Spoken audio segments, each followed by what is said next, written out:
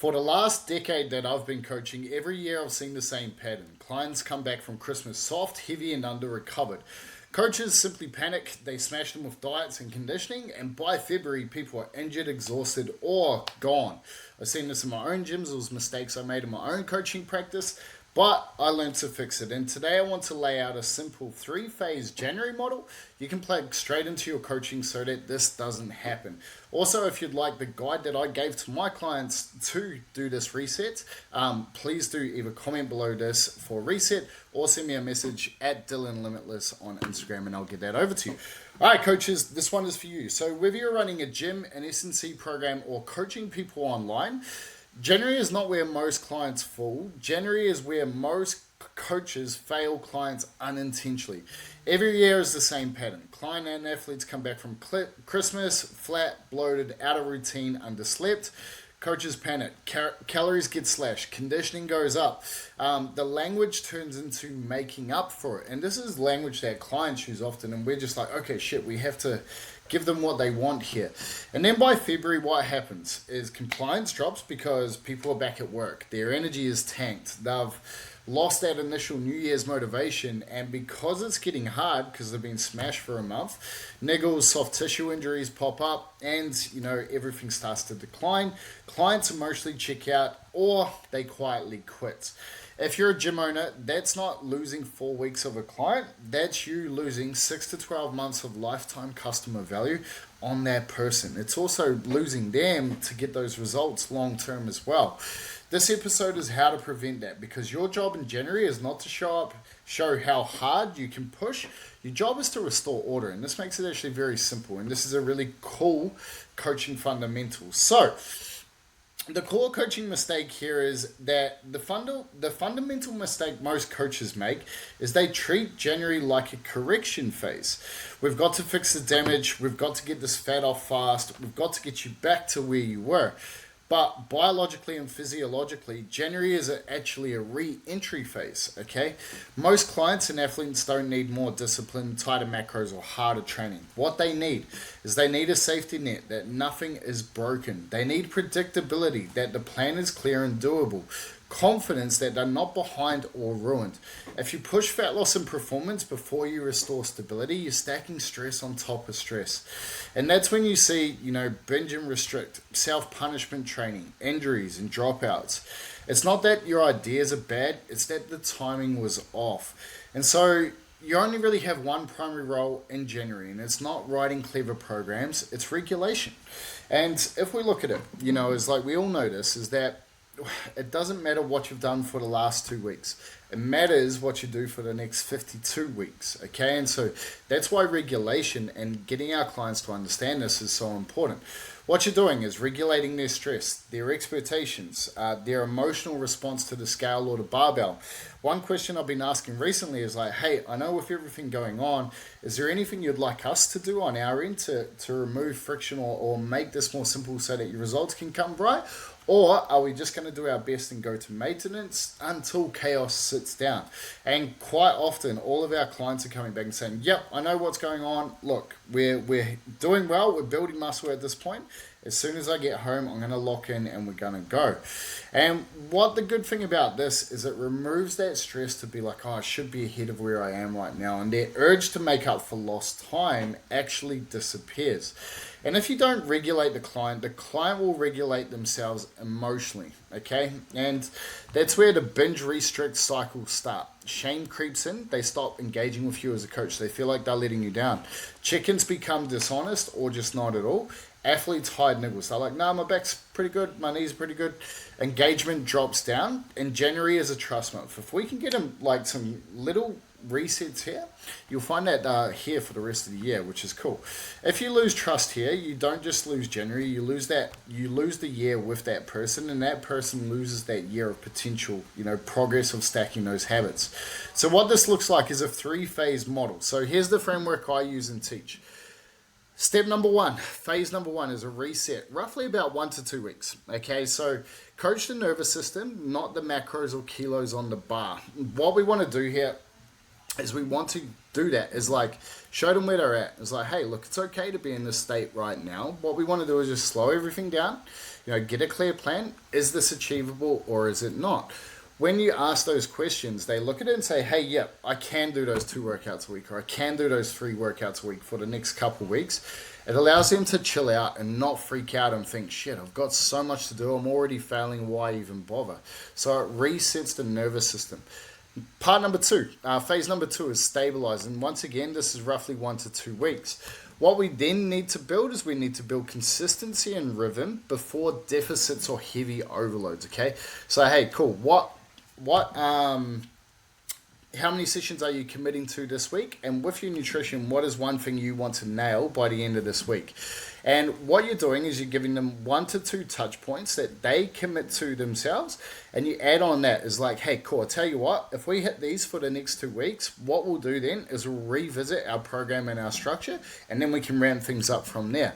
Good thing about this layers on with that nervous system work as well. It shows them that, okay, cool, all I need to do is hit this. It doesn't look like much right now, but I know I can manage it. I know if I tick those boxes, then we can go hard, and it's a really cool piece of clarity for our clients to see that, hey, there is a path forward. My coach is thinking about me long term, and it's a really good way for them to build themselves into it. And a lot of people really appreciate this. Next phase 3, is building momentum. So roughly about 2 to 4 weeks here. Okay, what we want to do is apply pressure after competence and compliance have come back. This is where we can load them up. This is where we can push hard and start to really get those good results for our clients. And what you'll find, if we navigate those first 2 phases, their results are going to be phenomenal because they've set their structure up right. Their nervous system is chill. They've got the consistency and rhythm. Then when we push hard, they're not fighting everything if we haven't addressed that stuff. So the same 3 phases, this can be used whether it's a busy mum, a 40-year-old desk worker, or an athlete getting back into season. So let's break them down a little bit more, just a bit deeper. So phase number 1 is coach the nervous system, not the macros, okay? And so phase 1 is a reset. The objective is to remove guilt and urgency and get them feeling safe and back in a rhythm. What you actually say to clients and athletes, nothing is broken. We haven't blown our bloody everything. We haven't ruined our diet. We haven't ruined our body. We haven't ruined our results, okay? We also want to talk about, this is normal post-holiday physiology. After a holiday, we often need a holiday from a holiday, especially if you've got kids or you've been traveling a lot or maybe you've been doing a bit of partying and eating, stuff like that. Our body is generally a little bit tired, a little bit more inflamed. Or on the flip side, if you're super, super chill and recovered, maybe you need to get that kickstart again. But we just have to let them know that this is post-holiday physiology. This is what it normally looks like. When they feel like it's normal, they feel like they're safe. Okay, they remove that guilt, they remove that urgency. Our first goal is rhythm, not restriction. Then we can work on, PBs and making progress. So what we prioritize here is a protein anchor at each meal. Okay, so pick one small nutrition habit that they can get back into. Steps in a basic movement program back to baseline. Okay, so it's like, hey, every single morning, I just want you to go for a quick walk around the block. Walk the dogs, go with the kids, get some sunshine on the body, get that sleep cadence going back again. So then we move into sleep timing, same bed and wake times again. Okay, so if they get up for that morning walk, bit of breath work, stuff like that, they get the sun on their skin, what you'll find is that their bedtime gets better as well because they've probably been staying up later, getting up later, all of that sort of stuff. They get back in a rhythm. Then our training attendance, okay? The goal is to just show up. The goal is not to show out and smash yourself, okay? All we need to do is get them back in the room at this point. Okay, for athletes, if you're working with strength and conditioning athletes, we want to put an RPE cap on here, okay? Especially if they haven't been lifting. And most athletes, they're super motivated. So when they get back in the gym, they're like, shit, I want to go back to where I was, okay? But if you plug in some auto-regulation tools here, you'll find that, those first couple of weeks, it may feel easy for them, but then they build. Rather than the first couple of weeks, it feels easy because they're fresh and they haven't lifted for a while, but then by week 3, they're starting to get a bit cooked. What we want is shorter, cleaner sessions, and we work on movement, quality, and coordination. We almost want to have the rule of like, hey, work quality, not quantity right here. And it's like, know when to walk away, know when, hey, look, you've got the nervous system started to switch back on. Think of it as easing yourself back into the season, okay? What you avoid here is cutting calories hard, adding extra hit to compensate, framing holidays as failure or something you pay back. So we don't want to slam them. We don't want to like punish them for anything they're doing. If you slash food and spike training load in this phase, you don't fix anything. You just add to that stress. You create a cortisol-driven compliance collapse. Okay, people will white knuckle it for 2 to 3 weeks, and it's quite common at this time of year because people are motivated with their New Year's resolutions and stuff like that. And they'll be like going hard, and then week 3 you're like, what the hell happened? Because they're ringing you up to quit. Okay, so that's generally what has happened, is that we've smashed them too hard for a start. They were motivated, they said that's what they want to do, but we didn't lay the structure and the foundations, and that cortisol just goes through the roof. And at week 3 we get that call or that message saying, hey, I can't do this. Okay, or they just disappear. So phase number 2 is stabilize. We want a consistency before deficits or pushing them. Okay, so phase 2, this is where good coaches separate themselves. Clients and athletes will say, I'm ready to push harder now. I want to go aggressive. Okay, most of the time they're lying to themselves or ego is talking. Your job is to assess stability. Are they ready to push? Do they have their health markers in track? Have they been doing their basics? Have they been mastering the mundane? Have they got the things that will allow their body to adapt to going hard? We want to push them hard, but do they have the resources available to go hard? Most of the time they don't, and we want to make sure we've got that. So things to look at is hunger volatility. Are they starving some days and stuffed others? How's their energy across the day? How are they recovering from training? What's their sleep quality and time in bed like? Training performance, is their basic strength and speed trending up again? Or is it having big spikes where it shouldn't be like a huge jump because you haven't trained for a while? Sometimes you'll find that is like you just get this massive jump. Or is it a little bit inconsistent? Attendance, are they back to their normal number of sessions? Okay, and so a lot of athletes or a lot of motivated people, maybe they've been off for a couple of weeks. Normally they train anywhere between 4 to 6 days a week, those hardcore people. And then they're like, I'll just jump straight back into 6 days, and it's like they get away with it for a couple of weeks and then they just burn out. If they aren't stable, if you haven't progressively step loaded this, what will happen is they will start to burn out again. So all you got to do here, for Gen Pop, keep them at maintenance or a very slight deficit. We generally start people on either at maintenance or a 5% deficit. Tighter execution, you just want to remove the friction for them over those first few weeks. Hey, cool, I noticed you hit your protein target, you got your steps, cool. This week, was there anything that you found difficult in hitting those protein targets? They'll come back and say, yeah, I found it difficult because we're moving. Okay, cool. Let's work on that for another week. Let's not change too much. Let's just keep on that protein target till there is stability and structure. Okay? Then what we want to do is we just want to make sure that when we start to push the deficit or push the load, it doesn't work if physiology and behavior are chaotic. We need structure, we need stability. If you try to do serious fat loss or serious performance on top of chaos, you just add noise to the noise. You add stress to the stress. You'll get away with it for a while, but eventually it's going to kick you in the bum. So phase number 3 is building momentum. This is where we apply pressure or we apply, all our tools after compliance returns. Phase 3 is all about building momentum. Now and only now is where fat loss and performance blocks actually make sense. You'll usually see clients feeling more in control. They've got less reactivity to the scale. They're like, okay, cool, I know it was just water weight. I can see my body changing again. I feel good. Or to a bad session. They're not like, oh shit, that running session was terrible or the lifting feels heavy. They got more confidence in the gym. They have less food anxiety and the athletes start moving sharper again. Okay, so this is when you can pull Gen Pop clients or anyone with a fat loss goal into a calorie deficit. Okay, so generally we start at that 5-10% and then we gradually bring them down. Or increase precision, fewer untracked meals. We want to make sure they're on like everything's getting more precise and everything's starting to line up in regards to the actions they need to move towards their goal.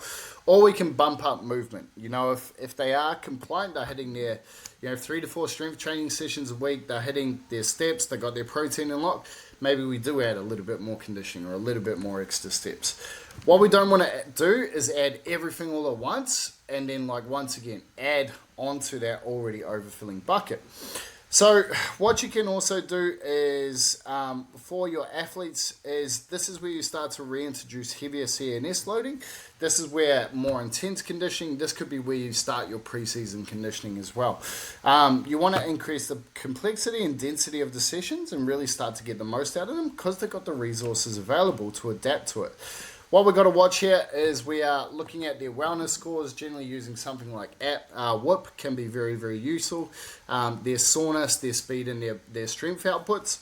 And what we want to do is just monitor it. No matter what we're doing with these guys, are they still progressing? So the key idea here is momentum is behavioral before it's physiological. Okay, momentum is behavioral before it's physiological. You earn the right to push by building reps of showing up and executing, not by writing harder programs, okay, or not by getting a harder program or a sharper deficit or more work. You earn it by doing the reps, and then we add more reps to that. Okay, so now how do we talk to our clients? Okay, so now the same 3 phases for everyone. Each of them are there, but you're going to communicate differently depending on the person in front of you. We have 3 big archetypes that we generally work with, okay? You've got the anxious client or athlete, okay? This is someone who's obsessed with the scale or making sure that they're ready, okay? They panic easily. Their chickens are I've ruined everything. Energy. We all know those clients where it's they had one bad meal and they feel like they've ruined their entire 4 weeks of hard work, So this is the anxious client or athlete. How you approach these guys is you delay the deficit or big loading until they're calmer. Once again, go back to that structure and safety. We want to over communicate safety and normality. This is expected. We're fine. You're on your period, or you've just, you had family dinners last night. All it is an extra bit of water retention, stuff like that. Get them comfortable with wins, step, protein, simple drills they can tick off. If they can see the data, if they can see that they're ticking a box consistently, they'll know that they're on the right track, okay? If you mishandle them, what you'll get is silent churn, and they ghost you out of shame because they are scared, they are anxious, and they don't want to let you down. So making sure they get those small wins rather than adding everything on all at once. The punishment-driven one, okay, and this is someone who wants to earn their food or earn their spot back. Ask for extra sessions, extra conditioning. They're mentally tough but self-destructive. Our coaching approach for these guys is redefine discipline as doing the right amount, not the most, okay? We're going to do everything you need, nothing more, nothing less. Our job is not to just continue to do more and more and more and more with diminishing returns here. We want to explicitly cap their volume. This is the plan. More is not better right now, okay? I'm constantly assessing, monitoring where you're at. If I feel like, hey, you're adapting well, we're getting good progress, then we can add in that little bit more. Teach restraint as a performance skill. Your job is to stick to the script, okay? Your job is to master the mundane. One of the most important mental skills an athlete can learn is that power of restraint. Okay, I've done my job for the day. I'm going to go home. I'm going to rest, recover, because that's part of my job as well. If you mishandle them, you get injuries and you'll get churn as well. The disengaged one. So this is the person who comes back half in, half out. They miss it. They miss sessions and check-ins, vague answers, or low energy. Okay, and this is someone's they've probably been doing okay. They just lost momentum. What you got to do is strip the plan right down. Okay, simple checklist, fewer moving parts. Some of these people, they simply need less. Okay, it's hey, all this week I want you to just get in that gym. Send me a message when you're at that gym. Make attendance the KPI. Be here 3 times this week. That's the win. Create small visible wins and show them it every single week. It's hey man, I love that you showed up this week. praise the process, these people will start to feel empowered again. They'll start to feel like a little bit of a star, and they'll start to re-engage with the process and be right back in there, which is very, very cool. So all we've got is the same model for this. It's reset, stabilize, then momentum. Okay, we have a slightly different conversation for each person, depending on which three of those you're dealing with. Okay, so if you forget everything else, remember this. The harder you rush fat loss and performance after the holidays, the worse the rebound. Your job in January is not to be impressive. Your job is to keep clients and athletes engaged, get that stabilization, reset them, stabilize them, momentum. Okay, that's what we've got to do. Keep their physiology calm enough to adapt and build the platform that lets you push properly in February, March, and April. These guys get it right in January. They're here for the next 12 months. Okay, that's really cool. And you get to see some amazing progress. Coaches who win January don't push harder. They coach smarter. So let me leave you with a simple checklist you can action today. After this episode, tag all your current clients into reset, stabilize, or build momentum. Which one of those three are they? For each person, pick one change this week. Reset, protein, steps, sleep rhythm, and nothing is broken language. The people in the stabilize category, standardized training days, meal structure, no extra deficit. Build, momentum, one lever, small calorie drop, more steps, or slight performance push. One thing only. We're going to layer this over and over and over again. That's how you continuously get better results. Rewrite your January check-in script. Remove, make up for it, and fix the damaged language. Add rhythm first, then we apply, the pressure to make you build. If you run that for the next 2 to 4 weeks, you'll keep more clients, have fewer blow-ups, and you'll set up a much better year financially and results. If you're a strength coach or a gym owner and you want help wiring systems like this into your business, not just writing better programs, shoot me a DM at Dylan Limitless with Craft, and I'll send you the details on how we work with coaches.